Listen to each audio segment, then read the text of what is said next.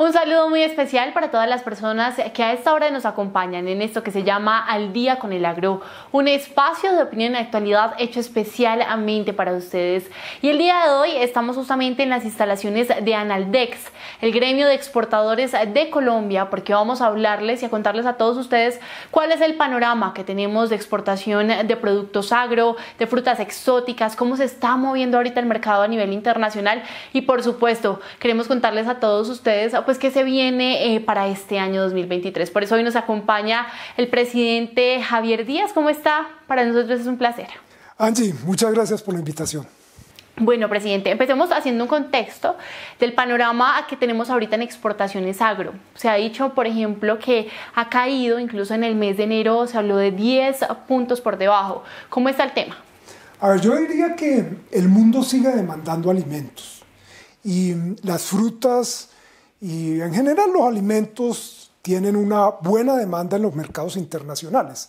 Sin embargo, desde finales del año pasado estamos viendo que debido a la inflación internacional, los altos precios que adquirieron muchos de estos productos, la subida de las tasas de interés que han hecho los bancos centrales en todo el mundo, pues está llevando a que la gente tenga menos capacidad de compra. Los productos se tornan costosos por la inflación y la gente tiene menos ingresos y entonces empiezan a dejar de consumir muchos de estos productos, porque buena parte de algunos de ellos no son esenciales. Si usted no lo consume, no le pasa nada. Entonces, eso nos pasa con las frutas exóticas. Es un lujo para el paladar. Sí, es un antojo que se puede dar a alguna gente. Entonces, pues hemos empezado desde finales del año pasado a ver que la demanda por este tipo de productos empieza a bajar.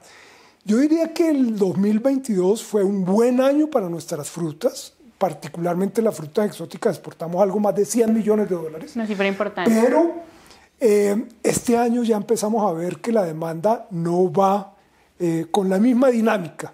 Debido a esto, a la demanda, particularmente en los países desarrollados. Usted sabe que estas frutas van especialmente a Estados Unidos, a Europa, a Oriente, y ese es el fenómeno que estamos viendo. Claro, es entonces llevar a la gente a entender que la inflación también repercute en ese tema de mercados internacionales y articulación que se da entre los países. Hablemos un poco también de eso porque se escucha mucho entre los productores. Nosotros somos un canal especializado en esto y ellos nos dicen es que el tema no es que haya producción, sino que por ejemplo a veces nos cuesta o hay muchos retos en el tema de exportación. Háblenos un poco de esos retos a los que se tienen que enfrentar. Yo diría que en los mercados internacionales el principal reto es cumplir con estándares que tienen los países, con estándares internacionales, estándares en materia laboral. Usted no puede tener trabajo de niños, usted no tiene trabajo. Sí, es un tema de formalización importante. En tema ambiental, usted tiene que manejar unos estándares ambientales y ese es un requisito que se ha hecho cada día más exigente. Ahora, si quiere, podemos hablar con detalle lo que está pidiendo la Unión Europea en materia de residualidad química con su programa de la granja a la mesa. Importante. Pero el tema fitosanitario en general, los países cuidan que plagas, enfermedades que ellos no tienen, no ingresen. Y nosotros estamos en el trópico, donde ese tipo de... Somos susceptibles a las plagas, enfermedades, se da con mucha más frecuencia que en países con estaciones, donde las estaciones cortan el circuito de ese tipo de plagas o enfermedades. Entonces, necesitamos utilizar agroquímicos. Entonces, en algunas ocasiones, queremos entrar a un mercado, el de Estados Unidos, por ejemplo. Uno de los más difíciles también. No hay mosca de la fruta, entonces usted tiene que demostrar que su producto cumple con unos protocolos fitosanitarios para poder ingresar. Si usted no tiene esos protocolos fitosanitarios, simplemente no entra. Nosotros, por ejemplo, logramos el acceso de la uchuva con un tratamiento que al comienzo era un tratamiento de frío, pero que implicaba que la vida útil de la fruta disminuía. Entonces lo que se le dijo a Estados Unidos, a Leifis, fue, mire, nosotros tenemos unas regiones donde se produce la uchuva, Cundinamarca, Boyacá, que por la altura no hay mosca de la fruta. Entonces, vamos a probarlo, pongamos unas trampas en los sitios de producción para ver si en esas trampas caen moscas. Y desarrollamos con el ICA todo un proceso para inspeccionar esas trampas y entonces que el EIFIS declarara esas zonas libres de la mosca y esa fruta de esas zonas libres puede ingresar sin el tratamiento de frío. Claro, hubo un trabajo importante detrás. Pero ahora fuimos mucho más allá. Contratamos una universidad en México que hizo un estudio que demuestra que la uchuva no es hospedera de la mosca, es decir, la mosca no pone el huevo en la uchuva. Y se publicó en revistas científicas y se logró que el EIFIS dijera, sí, reconozco que el estudio es científico y vamos a permitir el ingreso de la uchuva sin tratamiento alguno. Eso es magnífico porque nos reduce los costos para ingresar al mercado de los Estados Unidos. Pero claro, mientras uno no tenga eso, no puede ingresar. Y es que eso es lo más importante, ¿no? En el tema, digamos, de hablar de esos mercados internacionales, lo que más piden desde otros lugares es el tema de certificaciones y ya vamos a ir hablando un poco de eso porque también cada fruta o cada producto tiene una certificación diferente. No es, por ejemplo, hablar de la RSPO, que es la que se utiliza en la palma, a hablar, por ejemplo, de una certificación de Fusarium raza 4, de esa certificación que usted nos cuenta. Pero hablemos antes de todo del contexto que se vive actualmente en agroexportaciones. ¿Cómo estamos a fecha de hoy? No, yo diría que tenemos acceso en una serie de frutas a mercados como el de Estados Unidos. Se ha logrado uchuva, se ha logrado aguacatejas, se ha logrado pimentón, cítricos dulces. Y ahí hay una serie de productos que están ingresando, pero hay otros que están haciendo fila para cumplir con esos protocolos. El tema de arándanos, por ejemplo, que es un producto que tiene una gran demanda, tiene alto precio, entonces nos interesa poder llegar. Y ahorita está tomando mucha fuerza, por ejemplo. Sí, y es muy saludable, entonces tiene gran demanda. Algunas berries, pero todavía no tienen ese acceso, hay que someterlos a tratamiento. Europa no tiene esas exigencias fitosanitarias tan fuertes como Estados Unidos, porque acordémonos que la mosca de la fruta, también denominada mosca del Mediterráneo, pues viene de Europa.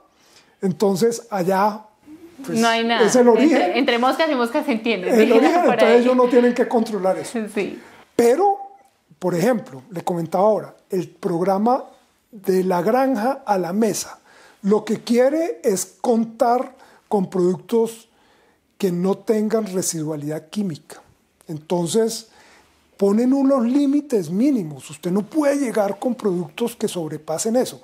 Y no solamente en las frutas, en productos como el café o el banano, la palma, en fin, una serie de productos que uno diría no tienen por qué, no.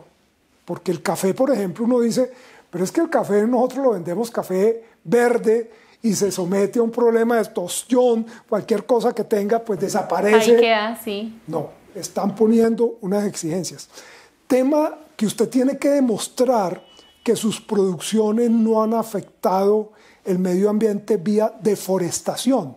Entonces nosotros, por ejemplo, en Colombia le decimos, donde cultivamos el aguacate, la uchuva, estas frutas, no es de selva que se ha deforestado.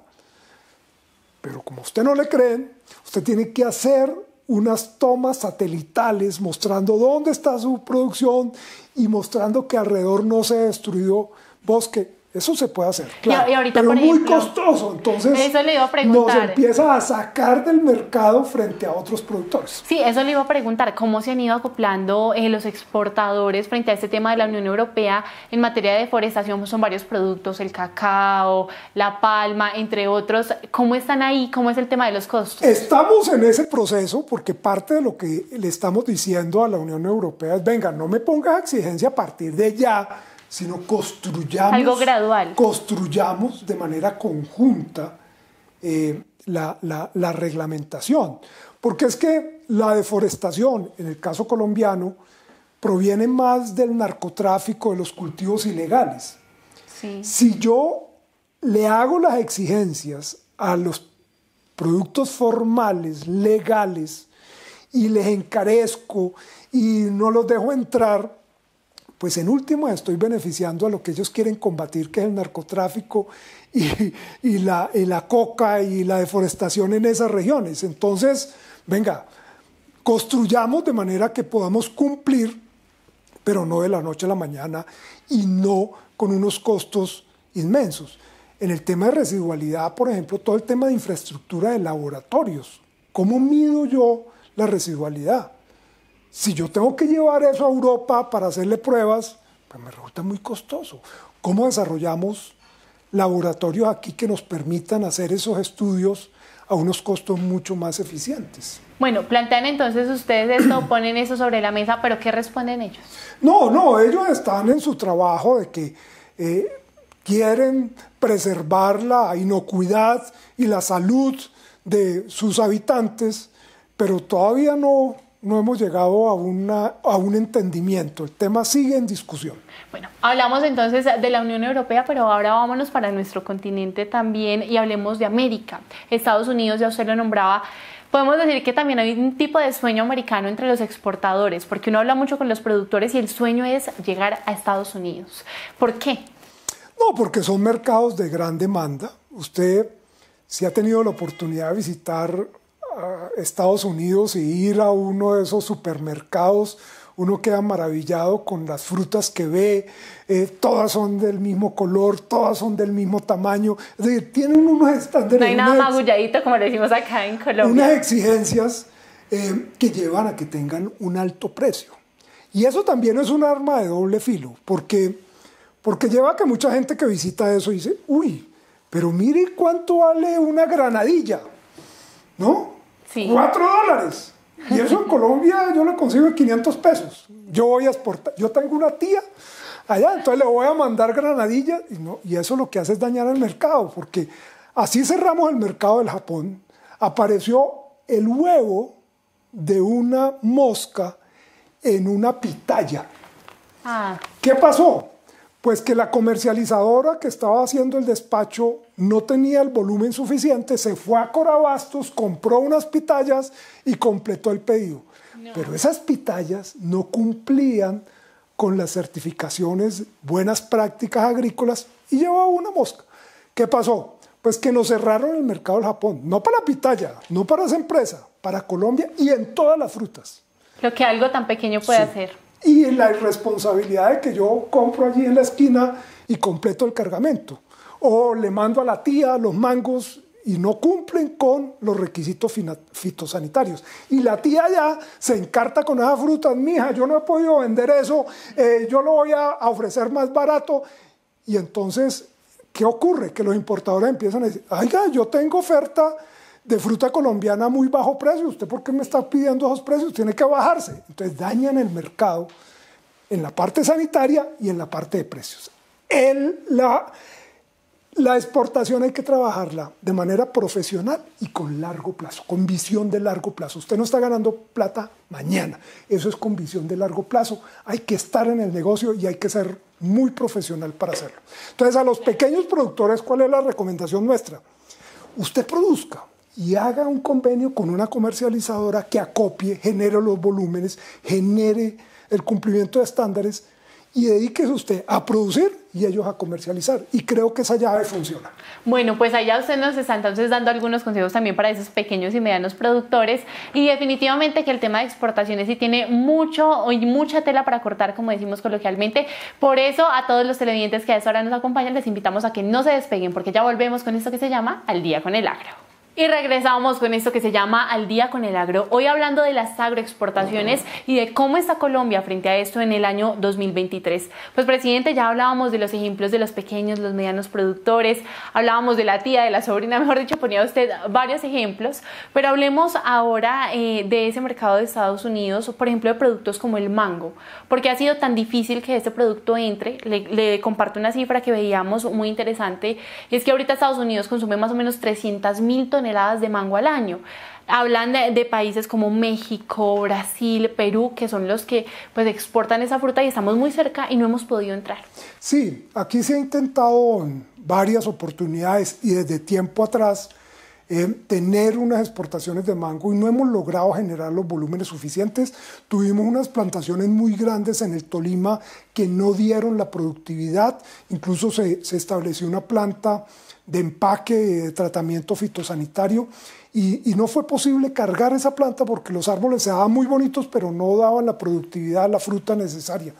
El mango es una fruta delicada, tiene problemas con mosca de la fruta, muy apetecida por la mosca, entonces hay que someterlo a unos tratamientos de frío que indudablemente que le restan vida útil al producto. Entonces, no es fácil con el mango, no nos ha ido bien con el mango, y yo creo que hay otras frutas donde nos hemos comportado tenemos un poco más de potencial, de mejor manera.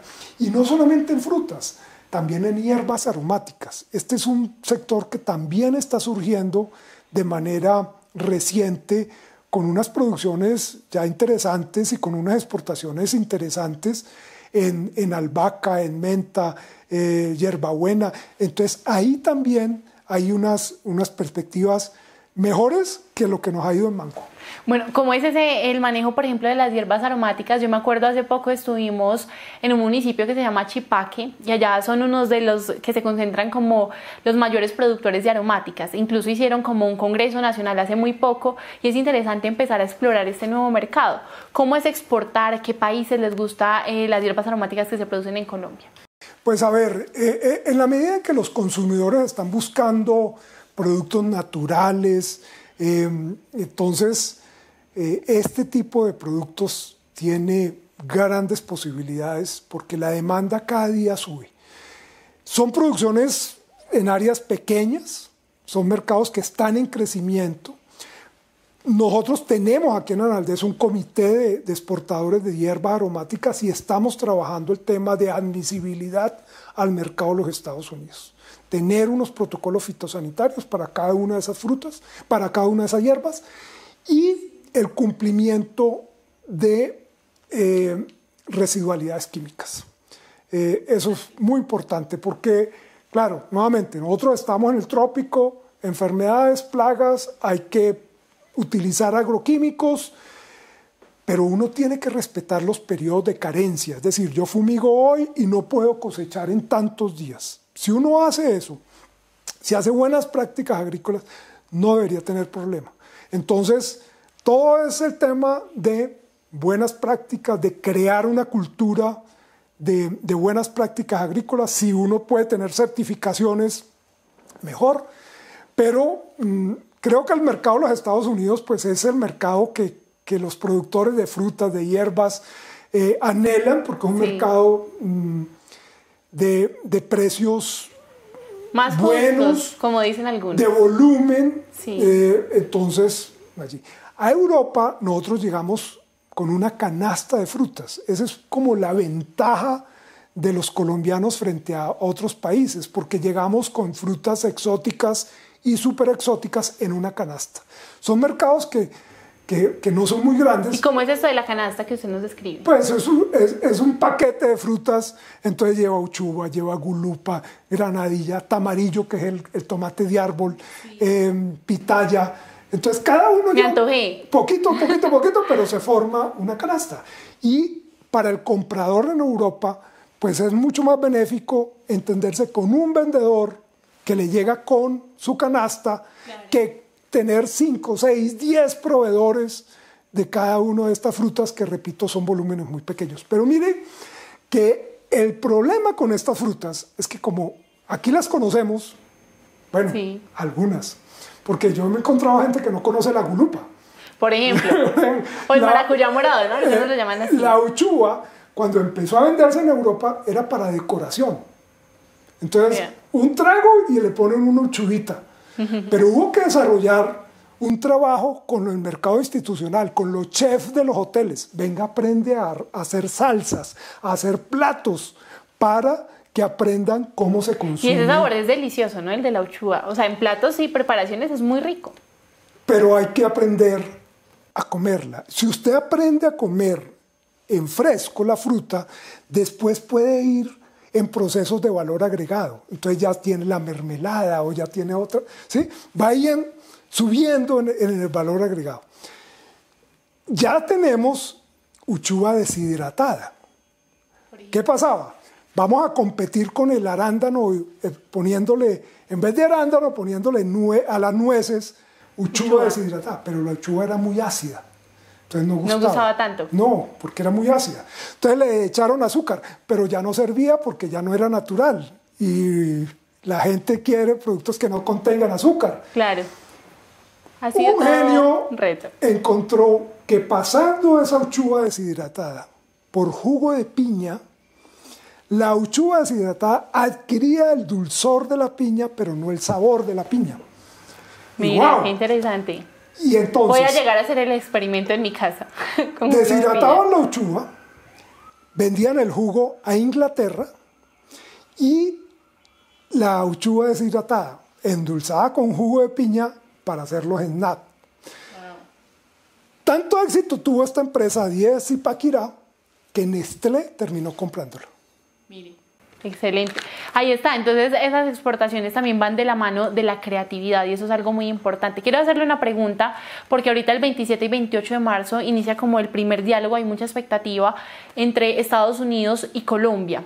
Ese acuerdo binacional, hablando del Tratado de Libre Comercio, que también ha sido un tema que ha sido polémico entre los productores porque se escuchan quejas recurrentes donde decimos que la balanza es deficitaria. Bueno, hay un montón de cosas. Usted hablaba de esa revisión, más allá de pronto de modificación. ¿Por qué?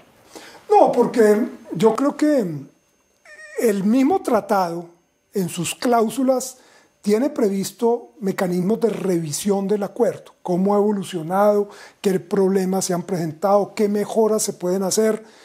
Y se pueden acordar entre las partes y se incluyen sin necesidad de ir a los congresos. Cuando usted tiene renegociación, todo se pone sobre la mesa.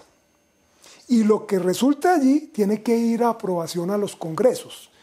Y nosotros creemos que en este momento la coyuntura política de los Estados Unidos no es conveniente para un proceso de renegociación del acuerdo.